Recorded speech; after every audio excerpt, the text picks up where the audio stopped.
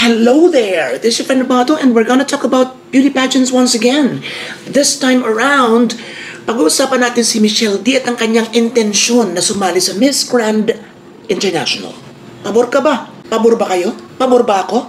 Kung akong tatanungin, oo naman.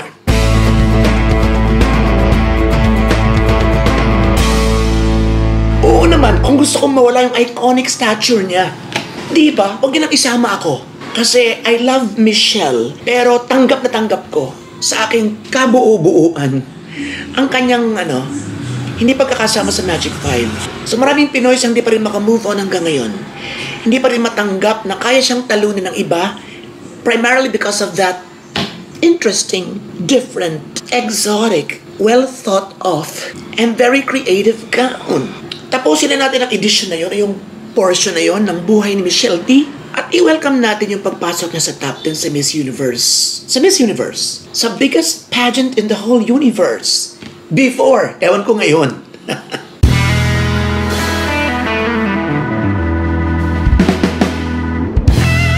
But let's assume, presume, and consume na Miss Universe pa rin pinakabongga sa lahat. Ay, hayaan na natin si Michelle D doon. Huwag na nating dukutin pa sa kinalalagyan niya doon. Isang top 10 placement at isang bonggang-bonggang performance.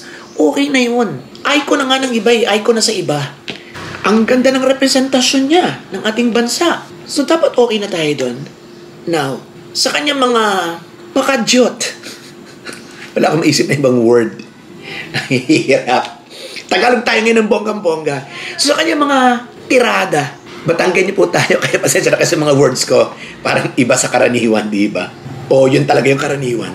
So yung niya, yung mga yung mga padali niya na mga di pa tapos hanggang ngayon, di pa talaga tapos, na yun ang nag-create ng buzz. Kung ano pa talaga ibig sabihin, kung sasalibag ka talaga o hindi.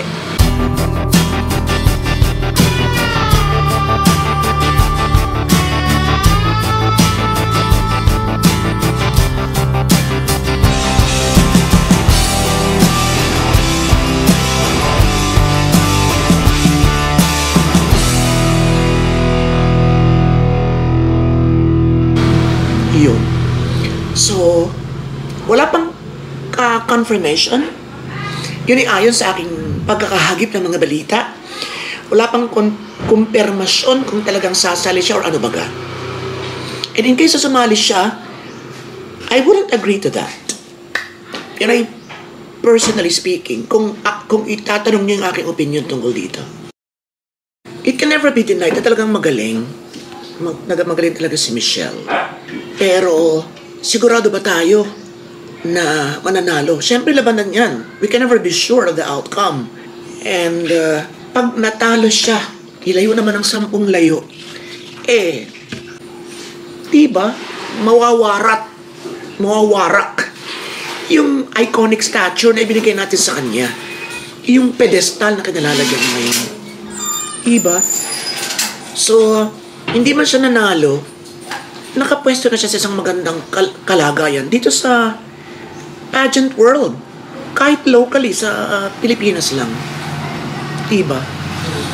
So pag nalot-lot ang ating kumaring si Michelle, o kumaring nating lahat, ay yun, hindi masyadong magiging maganda yung ending ng kanyang pageant career.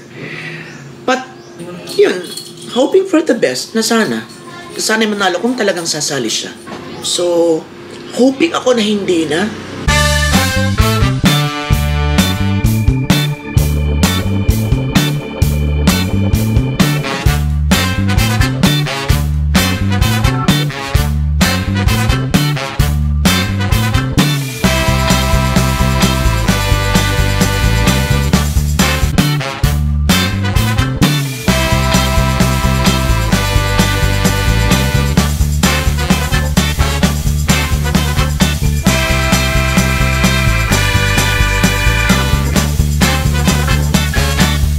What?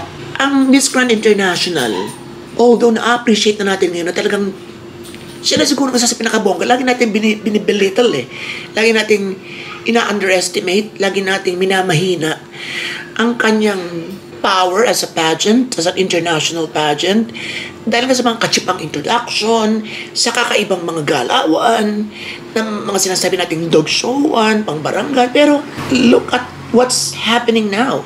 Hindi ba kung ikukumpara natin sa Miss Universe pageant, talaga namang one of the worst editions na yata sa buong kasaysayan ng Miss Universe pageant. Hindi naman hamak na mas bongga. Sa mga nakalipas sa ilang taon na lang, i-consider na lang natin yung last 3 years, na mas bongga ang presentasyon o ng show in its totality, ang Miss Grand International. Diba? Na talagang ratsadahan. Ito talaga yung pageant na hinahanap natin. Tayo pa mga Pinoy, talagang sanay tayo sa barangayan, sanay tayo sa mga bayan-bayan, sanay tayo sa mga lunsod-lunsod, at may beauty pageants kahit sa school. May mga mutya ng agham at mga mutya ng matematika. Sa amin may mga mutya ng agham at kung ano-ano pa. So, pag sumali si Michelle G, lalo na tayong kakalas dun sa ating pagkakahon sa Miss Grand International na isa itong katsipanggahan. Ngayon, tataas ang quality niya, tataas ang kalidad because ina-appreciate na natin, because isasali natin yung mahal natin na si Michelle D. Isasali natin yung iconic figure niya sa pageant na si Michelle D. Diba? So, ganun ang mangyayari ngayon. Pasensya na kayo sa mga aso.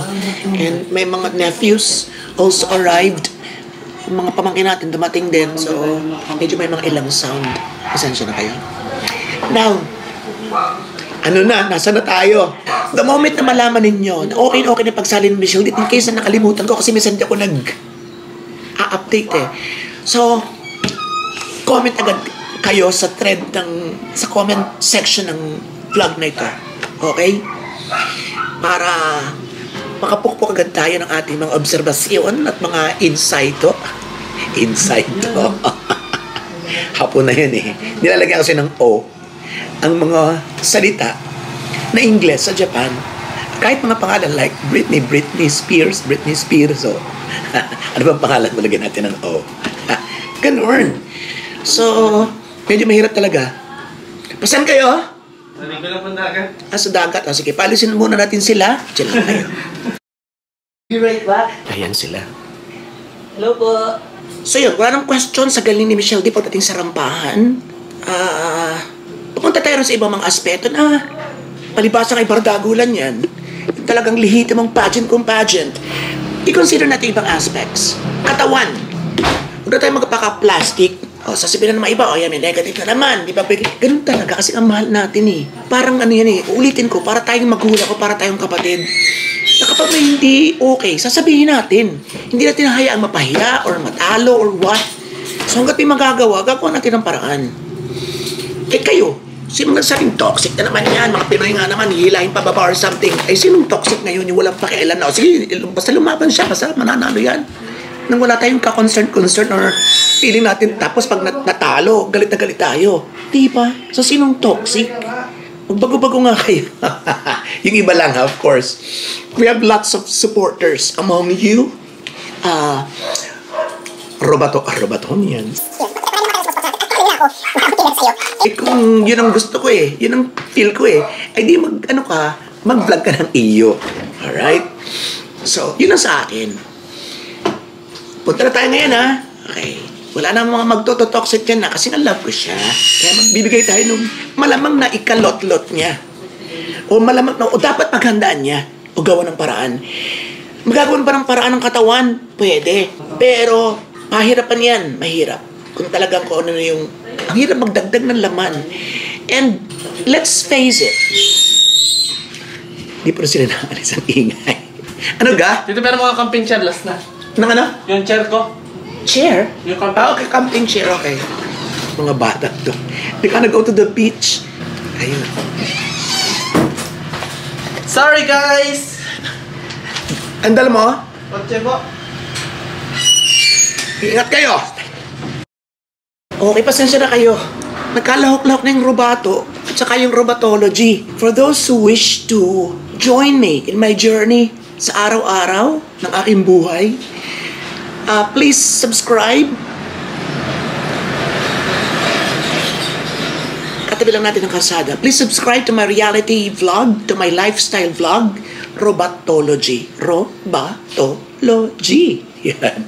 So, andun yung normal. Yung normal ko, yung aking tunay na buhay. Yung mga ulam, isa mo ng pera, mga journey sa Japan, pasyal dito, pasyal doon, mga mukbang, mga problema, and everything.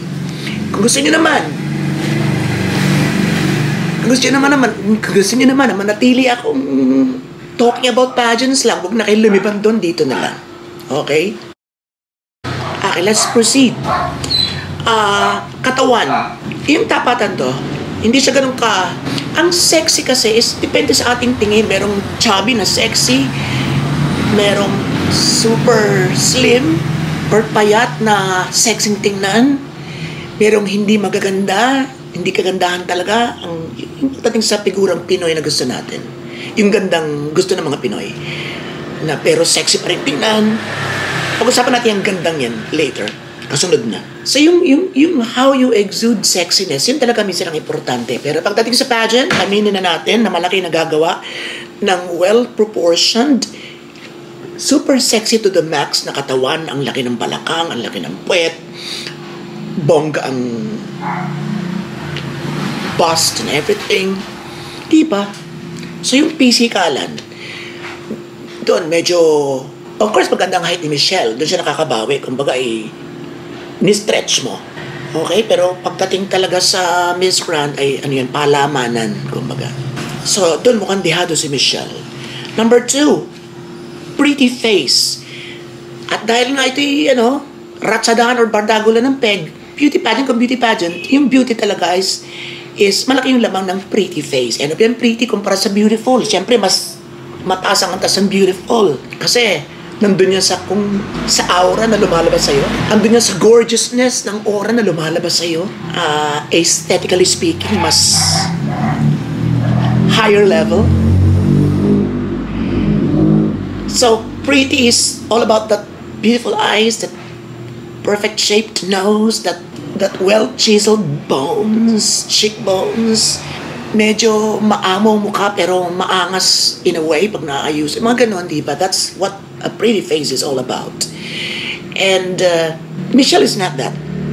Michelle is a beautiful lady, but let's admit na kung i-consider natin yung salitang pretty ay hindi siya ganon. Okay? So, iyon.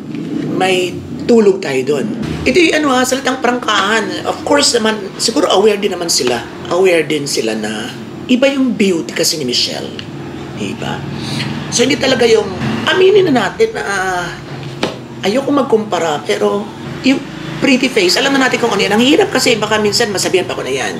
Very discriminating. Pero gusto lang natin maging, gusto lang nating masabi yung gusto ko na totoo lang naman na, alam ko namang hindi makakasakit because of course, kung aware tayo sa ganun, aware din sila. Diba? Alam niyo na kung sinong sila sinasabi natin. And siguro sinasabi ko ito para harangan yung intensyong sumali sa Miss Grand because ayoko nga sana.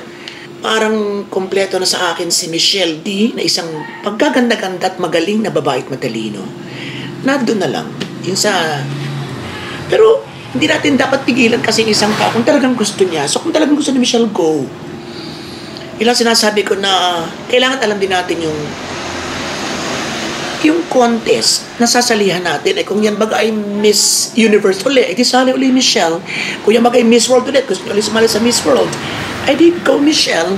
Ay Miss Grand kasi ganyan na nga Pageant kung pageant nga yan And at the same time, it is not downgrading Michelle. Michelle's beauty is, should I say, expensive. CJ is also expensive. Our beauty queens, look expensive. They're precious. They are jewels. Pero, iba kasi yung kay Michelle Iba yung bardago lang kayang gawin ni CJ at ni Samantha Bernardo. Kaya nilang mag-adjust from saucy Miss Universe-ish swag. Kaya nilang baklaan ng labanan. You see, and I don't think Michelle can fit in there. Ewan ko. I mean, magalaw din si Michelle, pero alam mo yun, parang alangang Bex, alangang pangbaklaan yung peg. You know what I mean? Ang hirap i-explain. Pero, that's how I see it. That's how I see it. Let's just make it simple. For me, hindi bagay si Michelle sa Miss Grand International. It doesn't diminish the fact na kakayanin siguro. Diba? Training lang ulit. O, medyo ano tayo dito ha, medyo feel free tayo and then carefree ang peg. And talagang focus rampaan. That's it. Yun. Ewan ko. Pati mga aso ay complaining about her intention, if there is really an intention to run or to join Miss Grand International. Hey! You know kung sino ang mga pangano natin dyan na dapat nating targetin? Malamang na imposible na ngayon, pero ang mga Miss Baguio girls na ating minahal. At patuloy na minamahal because they're good. Alam niyo kung sino sinasabi ko siyempre? Si Krishna at si Tara Valencia. I met Tara. She's very nice.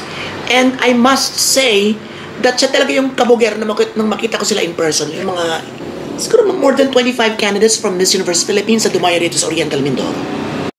So yun, that's my take on Michelle D's joining Miss Grand International. Plans or interest or eagerness to join Miss Grand International, or maybe just chismis na sasali sa Miss Grand International. So that's my take on that.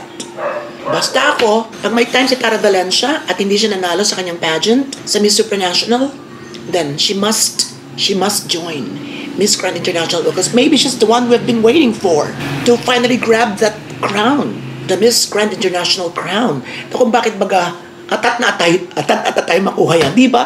Basically, yung pagka-atat natin na makuha yan, dun pa lang alam na agad natin. Marami mga self-denial na hindi ko gusto Miss Grand International, ayoko na Miss Grand International, kachipan.